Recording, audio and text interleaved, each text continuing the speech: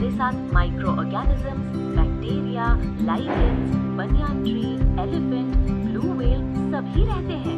मतलब एकदम full house है।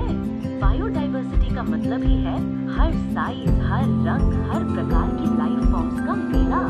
और ये मेला सिर्फ देखने के लिए नहीं है मैडम, हम भी इस वेब का एक छोटा सा हिस्सा हैं। हम सोचते हैं हम सब कुछ कंट्रोल करते हैं, पर असली में हम भी इस सिस्टम पे डिपेंड करते हैं।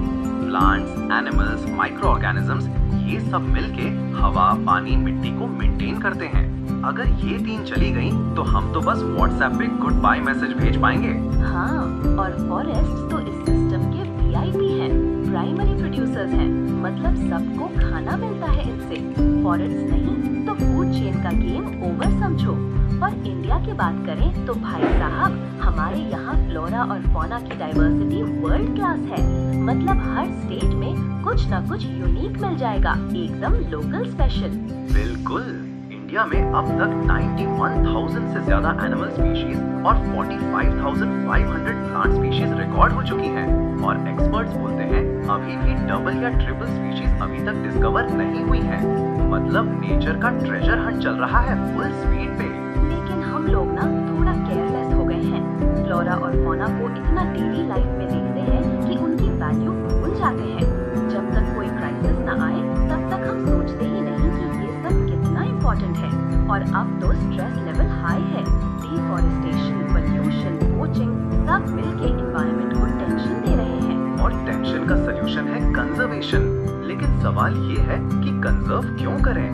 सिंपल है, अगर फॉरेस्ट और वाइल्ड लाइफ नहीं बचे तो हमारी लाइफ सपोर्ट सिस्टम, पानी, हवा, मिट्टी सब खत्म। और जेनेटिक डाइवर्सिटी भी इम्पोर्टेंट है, क्योंकि एग्रीकल्चर में हम अभी भी ट्रेडिशनल क्रॉप वेराइटीज पे डिपेंडेंट हैं। फिशरीज भी एक्वाटिक बायोडाइवर्सिटी पे टिकी हुई हैं। 1972 में वाइल्ड लाइफ प्रोटेक्शन एक्ट आया। उसके बाद national parks, wild life sanctuaries और एंडेंजर्ड स्पीशीज की प्रोटेक्शन शुरू हुई। प्रोजेक्ट टाइगर तो एक ब्लॉकबस्टर कैंपेन था। इमेजिन करो, 20th सेंचुरी के स्टार्ट पे 55,000 टाइगर्स थे। 1973 तक सिर्फ 1,827 बचे थे। मतलब टाइगर पॉपुलेशन का ग्राफ तो सेंसेक्स से भी ज्यादा गिर गया था। और poaching, habitat loss, prey base का डिप्लीशन, ह्यूमन पॉपुलेशन, ये सब मिलके टाइगर को एकदम एंडेंजर्ड बना दिया। टाइगर स्किन और बोन्स का इलीगल ट्रेड तो एक अलग ही लेवल का स्कैम था। इंडिया और नेपाल में आज भी वर्ल्ड के 2/3 टाइगर्स हैं, इसलिए यहाँ पोचिंग सबसे ज्यादा होती है। प्रोजेक्ट टाइगर के बाद टाइगर रिजर्व्स बन गए। कॉर्बेट उत्तराखंड, सुंदरबंस वेस्ट बंगाल, बांधवगढ़ मध्य प्रदेश, सरिस्का राजस्थान, मानस असम, पेरियार केरला, ये सब टाइगर के 5 स्टार होटल्स हैं। और सिर्फ टाइगर्स नहीं, one horn rhino, Kashmir stag, crocodiles, fresh water, salt water घड़ियाल, Asiatic lion, black buck, great Indian bustard, snow leopard, सबको प्रोटेक्शन मिला। अब तो इंसेक्ट्स भी लिस्ट में आ गए, butterflies, moths, beetles, dragonfly. 1991 में पहली बार प्लांट्स भी प्रोटेक्टेड स्पीशीज लिस्ट में आए। मतलब अब तो सबको वीआईपी पास मिल गया है। फॉरेस्ट की बात करें तो 3 कैटेगरी है। रिजर्व फॉरेस्ट सबसे valuable, more than half total forest land. Protected forest almost 1/3 further depletion से प्रोटेक्टेड। और अनक्लास्ड फॉरेस्ट बाकी सब गवर्नमेंट या प्राइवेट या कम्युनिटी के पास। मध्य प्रदेश के पास सबसे ज्यादा परमानेंट फॉरेस्ट हैं, 75% area. Jammu and Kashmir, Andhra Pradesh, Uttarakhand, Kerala, Tamil Nadu, West Bengal, Maharashtra, ये सब रिजर्व फॉरेस्ट में टॉप पे हैं। बिहार, हरियाणा, पंजाब, हिमाचल प्रदेश, ओडिशा, राजस्थान प्रोटेक्टेड फॉरेस्ट में आगे हैं।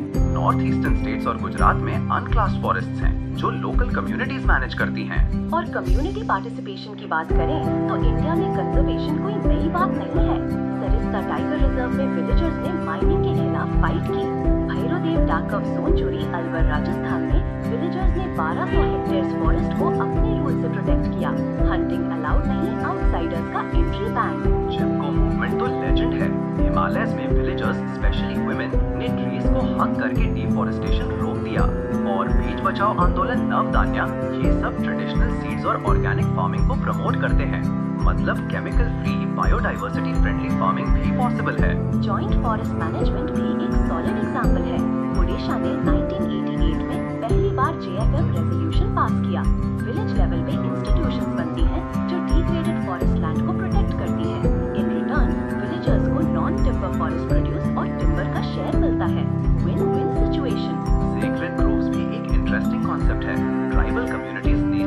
वर्शिप करती हैं। Mahua, kadamba, tamarind, mango, peepal, banyan, ये सब ट्रीज सेक्रेड हैं। बिश्नोई विलेजेस राजस्थान में ब्लैक बक, नीलगाय, पीकॉक सबको कम्युनिटी का मेंबर ट्रीट किया जाता है। टेंपल के आसपास मकैक्स और लंगूर्स को भी डेली खाना मिलता है। मतलब नेचर और कल्चर का परफेक्ट कॉम्बो। लेकिन चैलेंजेस अभी भी हैं। JFM में लीगल राइट्स क्लियर नहीं है, रेवेन्यू शेयरिंग में इश्यूज है और कभी-कभी एलीट डोमिनेशन भी हो जाता है। पंचायत और फॉरेस्ट कमिटीज के बीच कंफ्यूजन भी होता है। लेकिन अगर लोकल कम्युनिटीज को सेंटर स्टेज पे लाया जाए तो कंजर्वेशन और डेवलपमेंट दोनों पॉसिबल हैं। गौतम बुद्धा ने बोला था, ट्री एक ऐसा ऑर्गेनिज्म है जो बिना कुछ मांगे सबको प्रोटेक्शन देता है, इवन उसको काटने वाले को भी।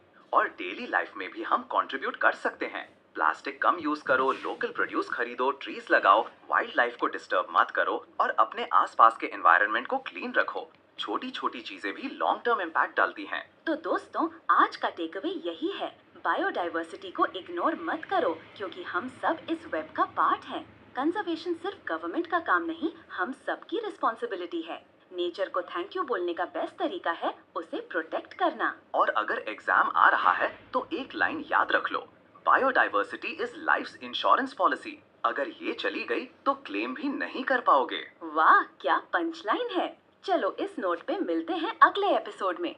तब तक के लिए अपने आसपास की प्रकृति को अप्रिशिएट करो और थोड़ा सा स्माइल भी कर लो क्योंकि नेचर भी हैप्पी हो जाएगी। और हाँ, घर के आसपास कोई ट्री हो तो उसको हग कर लेना। चिपको मूवमेंट का मॉडर्न वर्जन।